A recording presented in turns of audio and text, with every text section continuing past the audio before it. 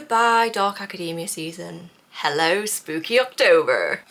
Hello friends, welcome back to Francesca's Books. My name is Francesca, these are my books, and here we talk about all things thriller books. I'm your go-to thriller girly. So here's what I thought to the 11 books that I read in September. I had a fantastic reading month, mainly because I did take a 4-day long weekend in the middle of the month to do nothing else but read. It was a really last minute trip and I just went on an all-inclusive from Friday night to Tuesday because I was so overwhelmed with work and life, and I'm sure you guys have all been there. And I just thought I don't want to see my laptop for a few days, so I just took a stack of books and read them. So I read 5.5 books in 4 days. That's why we did so well this month. I'm feeling much more fresh now, you'll be pleased to know, but I haven't been posting as much as normal over August, and I think it's because I was feeling a little bit of creative burnout. Not that I don't love showing up every day talking about books, like genuinely it is the dream, but sometimes when you do it so much, it's hard to know exactly what you want to say, and the creative ideas sometimes don't flow as well, but trust me, that 4 days did the trick. I put some pictures here if you guys are keen to see. I did put some stories up on Instagram, so if you're not already following me over there,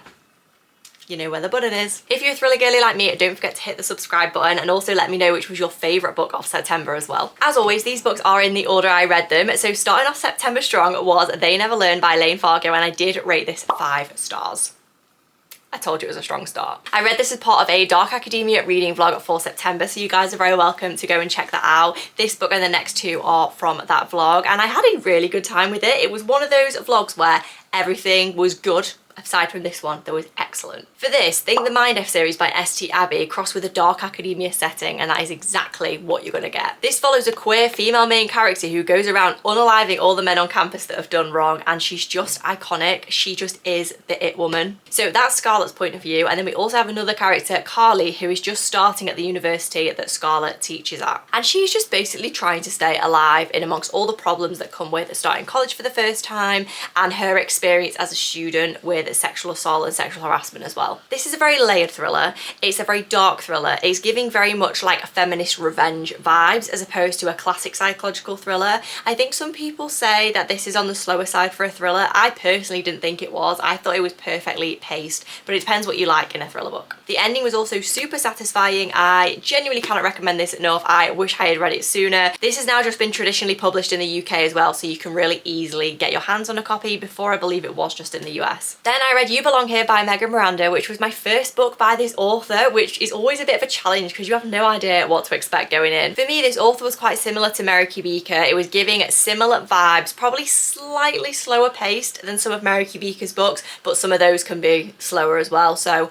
relatively similar. And this follows a woman whose daughters applied to go to the college she went to when she was younger in secret. The daughter, of course, gets in on a full scholarship, so the mum has to take her back to the college where she was, where all these tragedies happened back in the day, and she has to face her demons again. This is a through and through thriller just set on a college campus. I feel like Dark Academia traditionally is more than that. However, this is what I'm classing as Dark Academia because that's what I enjoy reading. I did actually read this in 48 hours. It was really good. I'm not sure whether it's because of its pacing or whether I just had a little more time on my hands than normal, but either way, it was a great book to pick up and read over the weekend. So I ended up giving this 4 stars. I think it's maybe more like a 4.25. I ended up rating it down because I do think the ending was a little bit rushed. I wanted a bit more from it, but really I can't really fault it. It was just a good solid thriller. And then the final Dark Academia reading vlog book that I read was The Trial by Jo Spain, and this was another author that was brand new to me when I picked this up. I am surprised it's taken me this long to pick up a Jo Spain book because I do see them everywhere and they do generally get quite good reviews. I'm not sure this book sums up her writing the most. I think she does typically do more like vacation, rich people drama style thrillers, but this was the one that I read. So this follows Danny, who when she was in college, one day she woke up and her boyfriend just wasn't there. So we're getting her journey of trying to understand exactly what happened to him. She goes to lengths to try and track him down. So that's the 2014 point of view. Then in 2024, we have Danny as an adult who's gone back to teach at the same college that she went to all those years ago. I was a bit confused by the title of this book until I actually read it and finished it. So I'm not gonna say too much on that. You may be confused why it's called that, and as was I. This book took a bit longer than other thriller books to get into. I did find myself not really reaching for it until maybe 150 pages of the way through. So for that reason, I couldn't rate it super highly. But I do think after that, and after all the setup and premise and lore around what is going on, it was a really good book. So I landed on a 4-star. I think I would recommend it, but not as a first choice. But this does have some absolutely fantastic reviews, so it may just be me and like maybe the mindset I was in at the time that I didn't want to rush through those first 100 pages. There's also a very big trigger warning for Alzheimer's in this book. I feel I really need to clarify that. Normally I'll just say check trigger warnings, but that was so profound throughout the entire book that I can't not mention it. I then read my very first Ruth Ware book, which I know I am as shocked as you are. I don't know how it's taken me this long to pick up a book by Ruth Ware, considering how popular of a thriller author she is. But I did read The Woman in Cabin 10 and I loved this. I think if this is the standard of Ruth Ware books, I'm definitely going to be reading more. I read this because I was very kindly invited to go to the premiere of the film adaptation by Netflix. I'll put some pictures here. It was fantastic. Compares very differently to the book. There was some tweaks in what was going on, but I enjoyed both. But we're here to talk about the book. So I gave this 4.5 stars. I really enjoyed it. I think the pacing was fantastic and also the concept. So we've got a journalist called Lo who is invited to this luxury super yacht to give it a review in the press and show that the people who own it are doing charity work and that they're doing good, I guess. And then on her first night on board, she sees somebody being thrown off the balcony. She raises the alarm and nobody believes her. Feel like the locked room setting teamed with the North Sea vibes, because this was a yacht that was going through cold waters over to one of the Scandinavian countries, just added to the atmosphere of this so much. So definitely recommend this if you haven't given it a go already. And then there also is a follow-up, The Woman in Suite 11, that has just been released as well. I haven't got around to reading this one yet, but I definitely will. I really liked Lo as a main character. And then very excitingly, I read Strangers in the Villa by Robin Harding, which is her 2026 release. She was very kind to send me a physical copy of this and I had a fantastic time. This was one that I read on the little 4-day vacation that I went on, so it was very much a good wholesome vibe, especially because it's set in Spain, but it's not a vacation thriller. I think this author's managed to balance these two things really well, because we have our main couple that have moved from the US to Spain to start afresh, start a new life, so it's not like they're going on holiday. And then one day this other couple's camper van breaks down right outside their house, so of course they invite them in. They think it might be nice to have a bit of company, we don't really know anyone here, and then chaos unfolds. I would literally read this woman's shopping list. She has the most incredible way of storytelling. I loved it so very much and I'm so excited for you guys to read this. It's out February 2026. Then I read a little novella called The Ex-Wives Club by Sally Hepworth, and this was just something I saw on my Kindle. I was at the beach and I didn't have anything else with me and thought, you know, I'm gonna try that. And it was amazing. If this was a full-length novel, I would have ate it up just as quick as the novella, and I'm so mad that it wasn't. It was just so entertaining, had so much potential, and this is my petition for her to write the full version. So picture this, we've got 3 ex-wives, all bougie as hell, all cool mamas, and they're all individually suspected of unaliving the ex-husband, who owns a restaurant and still saves them their favourite table every single week and doesn't make them pay. This dynamic, I'm obsessed. It was over way too quickly. I gave this 4 stars because I don't think you can rate a novella 5 stars. There's nowhere near enough character development or plot points to follow, but I absolutely loved it. Then you guys, it's been a very long time since I've rated a book 1 star.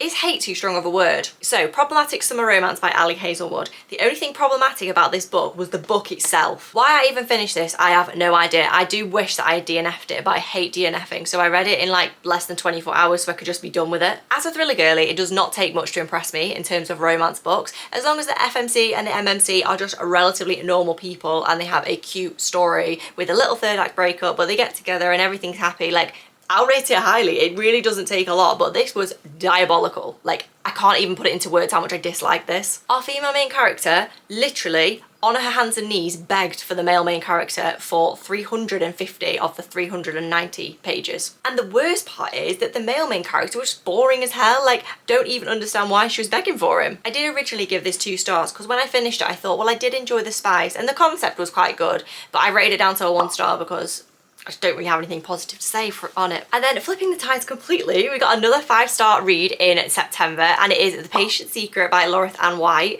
This was another book that I just picked up randomly, and it was a Kindle Unlimited pick. Again, I was at the beach, finished the last book, had to go to the next book, and thought I would give this one a go, and it was brilliant. It was very classic psychological thriller vibes, everything you could want from a thriller, twisty, layered, and some great characters. I think as well a big win for me in thriller books is when there's a psychology background, or there's some mental health topics, or someone's a psychiatrist. Like, I really like that point of view. It's not for everyone, but for my personal taste, I very much enjoyed it. Basic concept behind this is a woman that's been pushed over some cliffs where these main characters live. We've got a few points of view going on, one from a psychiatrist herself, which I absolutely loved, one from another girl that's just moved into town with her young son, and there's just a lot that's going on here in a fantastic way, not in a way that there's too many characters to keep track of, just everyone's really got their own backstory, and that's very evident from the beginning. We also do have a detective's point of view, but this was not overpowering in the slightest, so I really actually enjoyed this point of view as well. If you say classic psychological thriller, this is what I'm going to recommend to you. And I also have read The Maid's Diary by this author as well, so if there's any other Laurith Ann White books you think I would like, please let me know. This is my plea for more. She does have quite a few books out, that's why I'm asking you guys, because I don't really know where to go next now. I've seen she has The Swimmer, which doesn't really interest me, but any of the others are completely up for grabs. Then I read another Andrea Mara book, and this time it's one from her older backlist, so this was her 2018 release called One Click, and in this we're following a woman who captures a picture of a woman on the beach who's just looking super chilled, super laid back, and she posts it to her blog. I'll come on to that in a minute. But then chaos unfolds from her posting this picture. She gets all these cryptic and threatening messages. She then has to reach out to the woman and say, do you know who this is? And it's all very complicated, and there's a lot going on, and it really does highlight some issues of social media, especially to me. One thing I did struggle with in this book was the language was very outdated when it comes to influencers and social media. Now, this is probably something that's just a me thing, because this is my day-to-day. I don't think it would distract most people from reading the book, but for example, this photo goes up on a blog, and I'm just so unsure what that even means at this point. I didn't know whether she meant like Tumblr, whether she had like a WordPress website. It just wasn't very clear. There's also a big emphasis on Twitter, which obviously doesn't even exist under that name anymore, but none of those things are Andrea Mara's fault. It was just the times that she was writing this in, so it's kind of unfair to rate the book down because of that, but it did just take away a little bit for me. I also didn't feel myself reaching for this like I normally reach for Andrea Mara books, so for that reason it's got a 3.5. Definitely wasn't a bad book. I enjoyed reading it. I just wouldn't reach for it, and it probably is my least favourite Andrea Mara, but I do feel like that's saying something because I still really liked it. The next book I'm really struggling to rate because I absolutely loved it, but I just don't think this book can be a 5-star. I just think it would be criminal. Guys, I actually really liked it. I think this is my new favourite of the Dream Harbour series. This time we're following Annie and Mac, who have hated each other since book 1, so this was like so satisfying. When they first kissed, I was like on the floor because we've been waiting 5 books for it, not half a book. This one is set at Christmas time, so if you are a casual reader of Laurie Gilmore's books or a casual reader of romance in general, I would definitely pick this up into December. It will give you all the cutesy cozy vibes. It's following the couple from the first book, Jeannie and Logan, getting married right around Christmas time, I think a couple days before Christmas. And for my thriller girlies, there is a missing Nana in this one, so maybe you've got the mystery element, maybe I can convince you to read it. I also got the sprayed edge version from The Works, which is absolutely gorgeous, so I'll leave the link if you guys want to go and check that out as well. I did literally read this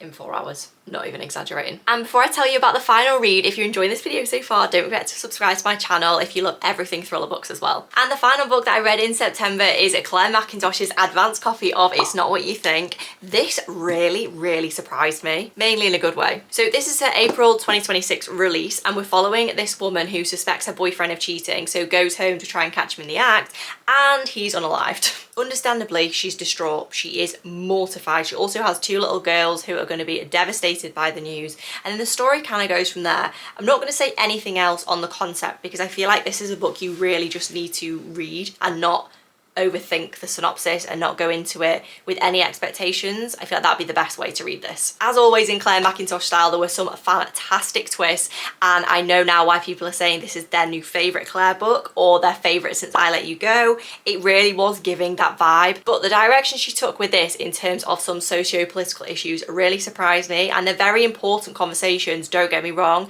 I very much enjoyed expanding my knowledge on them as well. This was genuinely interesting to me, but I just didn't expect it from Claire. Again, not in a bad way. I think people are going to absolutely eat this book up, and it's very topical and important. I only finished this book last night, so I'm unsure on my star rating yet, but those are my thoughts so far. So those are the 11 books that I read in September. We had 2 5 stars with They Never Learn and The Patient Secret. I highly recommend both of these. It was a bit of a mixed bag month. It wasn't as successful as some months, but I also enjoyed it. Let me know which was your favourite read of September, and I cannot wait to see you soon.